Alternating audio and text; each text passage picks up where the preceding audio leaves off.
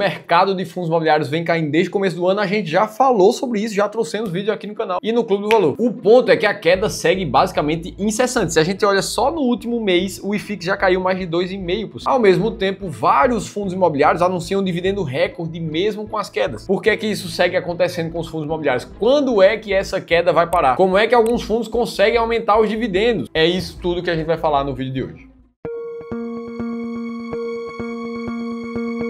Boa, vamos lá, e se a gente segue olhando para fundos imobiliários, principalmente se a gente pega alguns específicos, a gente continua vendo coisas assim, ó. O XPLG, desde o começo do ano, caindo mais de 12%. Aí a gente olha o KNRI, um dos maiores fundos da nossa indústria, quase 17% de queda. Aí o VISC11, com mais de 16% de queda. O RZTR11, com mais de 18%. Então, poxa, a gente precisa continuar falando sobre isso, porque a queda já vinha acontecendo e ela segue acontecendo. E para deixar todo mundo na mesma página, essa queda vem de duas razões principais. A primeira delas é o receio do mercado com a taxa de juros. Não tem para onde. Desde que a Selic voltou a subir de 10 para 10,75 e muita gente falando que ela pode subir para 13,5, é natural que com a Selic mais alta os ativos de risco eles caiam. E para quem não entendeu a fundo essa relação de Selic subir ou alguns ativos caírem, tem duas grandes razões por trás disso aqui. O primeiro é o custo de oportunidade que ficou diferente. Porque afinal de contas o cara pensa, será que agora eu invisto em fundos imobiliários que estão caindo 15% ali, alguns me pagam 1% ao mês de dividendos, outros pagam 0,7, 0,8? Ou será que eu dou uma olhada para a renda fixa, que afinal de contas está com as taxas de juros mais altas agora? E isso é verdade, basta você abrir ali o site do Tesouro Direto, você vai ver taxas como mais de 13% no pré-fixado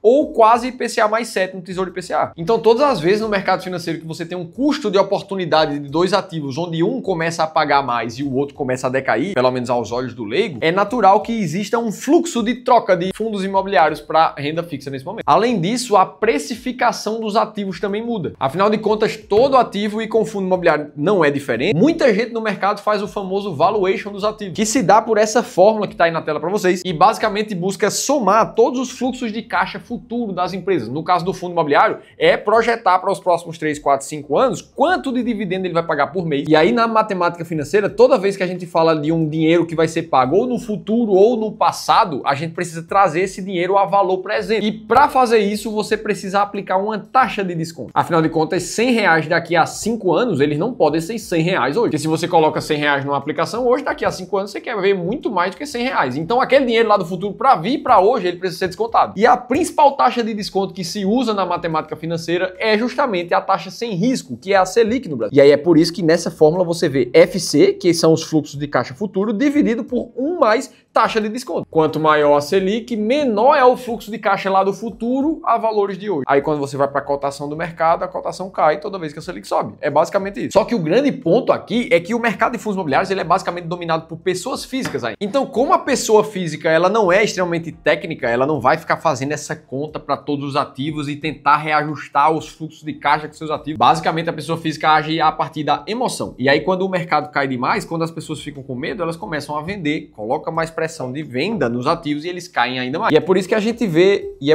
vê colocações assim como o do gestor Rodrigo Abud, ali do VBI Real Estate. Abre aspas. Um shopping bem alugado e vendendo bem, um galpão logístico que mantém seus fundamentos em um prédio na Faria Lima, não vão perder 15% do seu valor por causa de uma reunião do Copom. Na prática, o que ele quis dizer é que quanto mais as quedas acontecem, mais descontados fica o ativo sem ser muito racional. Então, os receios com a alta da Selic, eles são reais e eles fazem com que os fundos imobiliários continuem caindo. O segundo risco está muito mais atrelado ao fiscal do Brasil, às contas públicas do governo que não fecham com nada. Afinal de contas, a maior quantidade de imposto que a gente vem vendo, já mostrei isso aqui em outros vídeos, nem vou mostrar nesse, a negligência com cortar gasto acaba causando receios no mercado da gente entrar numa crise como a gente entrou em 2016, por exemplo. Aí o André Freitas, da Hedge Investimentos, fez uma analogia que o mercado dos fundos imobiliários vê nesse momento com o Brasil. É como se você tivesse um time na sua empresa trabalhando, mesmo com dificuldade, e está entregando resultado. No caso, o time seria os fundos imobiliários, mas o presidente da companhia só dá a bola fora. E aí é isso, na visão dele, os fundos estão fazendo a parte deles e é isso que interessa para o investidor. Então é medo da Selic, medo do fiscal. Aí a gente vai para os números, para os casos reais. A gente olha ali para o XPLG, que é o primeiro fundo que a gente falou hoje.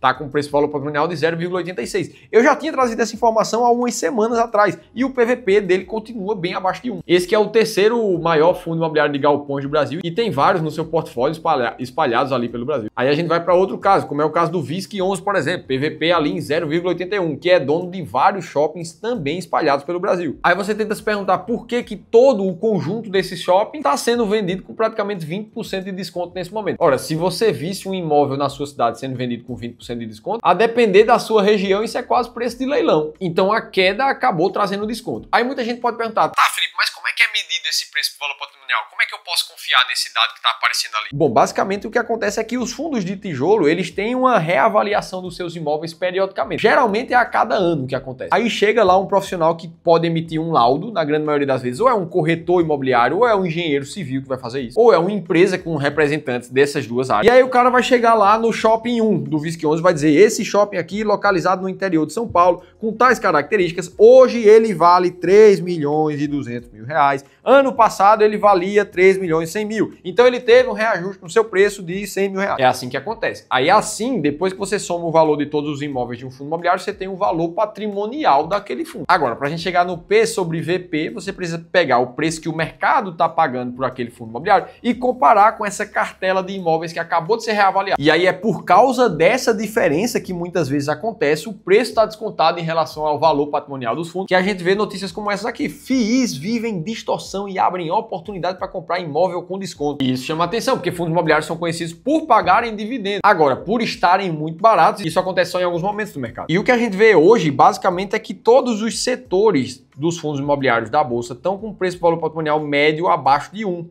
Contando todos eles. Então essa é uma conclusão que a gente tira. As quedas continuam, mas o mercado continua barato também, em relação ao valor patrimonial que ele tem. E aí é engraçado observar isso, porque o mercado financeiro é o único lugar do mundo que quando acontece de chegar uma promoção, e principalmente essa promoção durar, muitas vezes alguns meses, as pessoas acham ruim e não querem comprar. Ah, Felipe, é para sair comprando fundo imobiliário agora? Não, não é isso que eu quero dizer. O que eu quero dizer é que o mercado segue caindo e que o mercado segue barato nesse momento, como a gente viu nos números aqui. Ah, mas quando é que vai deixar de cair? Quando é que a gente vai ver eles voltar para o preço justo? E mais, como é que eu sei qual é o ativo que realmente é bom e barato nesse momento? Porque não são todos. Quando é que eu sei a hora de comprar e de vender um ativo? A gente vai responder isso, até porque isso era exatamente a dúvida do Fábio, um investidor que eu já mostrei aqui no canal também. E só na parte de fundos imobiliários ele tinha mais de 3 milhões e 100 mil reais. Estava procurando assiduamente a maior oportunidade que ele ia encontrado no mercado de fundos imobiliários. O problema é que ele foi perguntar sobre essa oportunidade para o assessor de investimento dele. E aí o cara foi lá, mostrou ali uma meia dúzia de oportunidades de fundos, inclusive o Fábio comprou pesado algumas delas, o IMOV 11, o RBRY 11, o XPHF 11, com posições relevantes, 400 mil reais ou quase isso. E aí aqui a gente vê dois problemas. A primeira é a concentração demasiada financeira em poucos ativos, que pode trazer um risco mais elevado para a carteira, e para piorar, os ativos que ele escolheu são ativos naturalmente de maior risco. Na grande maioria das vezes, fundos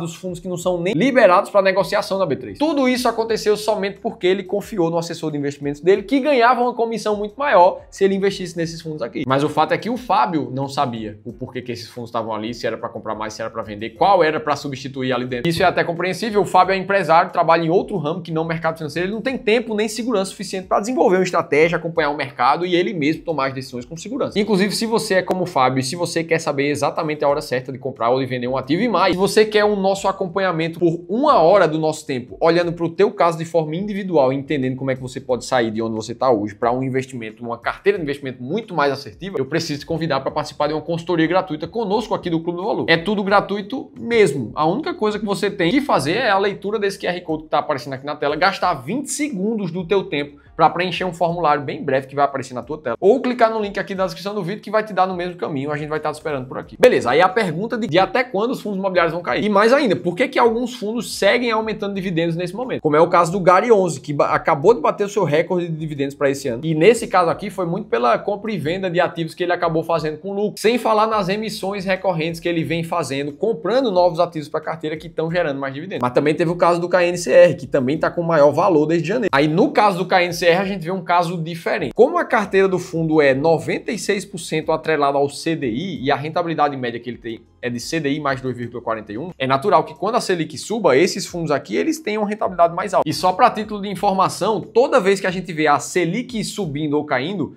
os fundos imobiliários que têm taxas atreladas à Selic, eles têm um delay de 3 meses para apresentar isso. Então, se a Selic subir agora, o dividendo desse fundo aqui ele vai subir, mas ele só sobe daqui a 3 meses. É isso que está acontecendo com relação às últimas altas que a gente viu da Selic. E aí aqui a gente vê casos específicos, onde um gestor fez um bom trabalho de compra e venda ou de compra de novos ativos para colocar para alugar, e aí o dividendo balançou. Mas não é uma análise macro de que todos os fundos estão aumentando o dividendo. Agora, como é que a gente vai saber até quando os fundos imobiliários vão cair? E como é que a gente sabe, por exemplo, se vale a pena vender um fundo imobiliário que caiu demais? Bom, vamos para os fatos aqui. Não tem como cravar até onde os fundos imobiliários vão cair. Não tem. Quem te disser que sabe essa informação, a pessoa está mentindo. Não tem como. Uma coisa que dá para garantir é que o fenômeno de regressão à média, ele segue acontecendo. Do mesmo jeito que se eu pegar um copo de água fervendo, colocar aqui em cima dessa mesa desse estúdio, que está com o ar-condicionado ligado aqui, essa água, eu tenho certeza absoluta que ela não vai ficar fervendo por muito tempo.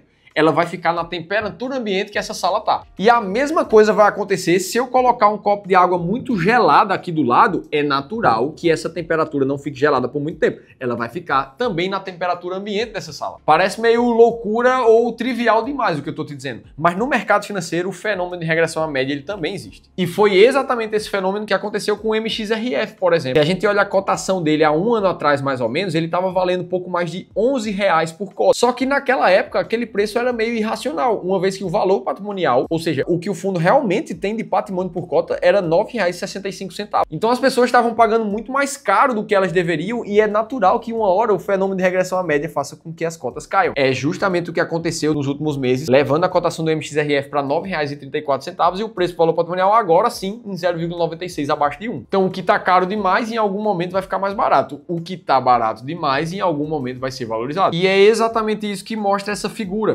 Comparando o preço por valor patrimonial médio do IFIX na última década, por aqui, ó, e quando a gente via um PVP muito baixo no IFIX, como foi o caso de 2015 e 2016, a linha cinza, que mostra o desempenho dos 12 meses futuros para quem comprou por aqui, normalmente mostra rentabilidades mais altas dos investidores que compraram enquanto o IFIX estava baixo, estava com PVP baixo. E o oposto também é verdade. Quem acabou comprando o IFIX quando o PVP estava acima de 1 ou mais caro, nos próximos 12 meses acabou experimentando uma rentabilidade um pouco mais baixa, até negativa muitas vezes. Não tem segredo, não tem mágica, é apenas o fenômeno da regressão à média. Agora, de novo, não tem como garantir quando isso vai acontecer. O mercado pode ficar barato por muito tempo antes de se valorizar. É uma promoção que dura mais tempo. O ponto que eu quero deixar de mais importante para vocês é que quando o mercado vai valorizar, ninguém controla. O que você controla de verdade é saber exatamente qual ativo você tem que comprar e qual você tem que vender. E para isso você precisa de 3 grandes passos. Analisar o teu perfil de risco, se você é um cara mais arrojado, se cabe ações na tua carteira de investimentos,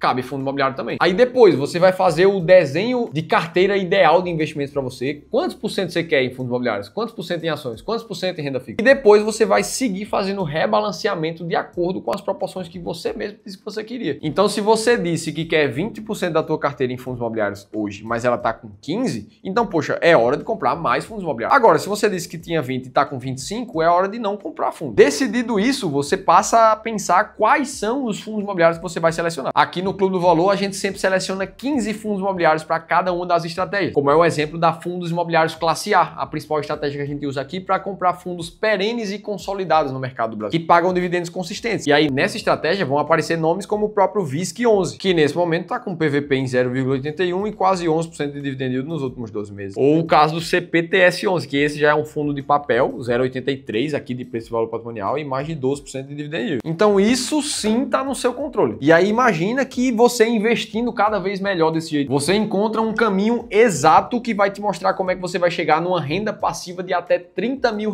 por mês só com investimento. É exatamente isso que vai acontecer na Jornada da Renda Vitalícia, onde nos dias 11 e 12 de novembro, de forma 100% gratuita, o Ramiro Gomes Ferreira, meu sócio e apresentador desse canal Clube do Valor, vai te mostrar o terceiro ponto de alavancagem patrimonial para acelerar ainda mais a tua jornada para os teus primeiros R$30 mil de renda passiva por mês. Para participar dessas 2 aulas gratuitas, clica no link que está aqui na descrição do vídeo, porque é gratuito mesmo, não tem venda de curso nem de mentoria. Dito isso, a gente falou do mercado de fundos caindo, até quando vai cair, que ninguém sabe. Agora, se você quiser conhecer por que o Brasil pode estar no final da sua moeda principal, que é o real, do jeito que a gente conhece, por que o governo pode estar tomando ainda mais controle das suas contas, você precisa assistir esse outro vídeo aqui, que a gente contou tudo isso em detalhes. Estou te esperando por lá.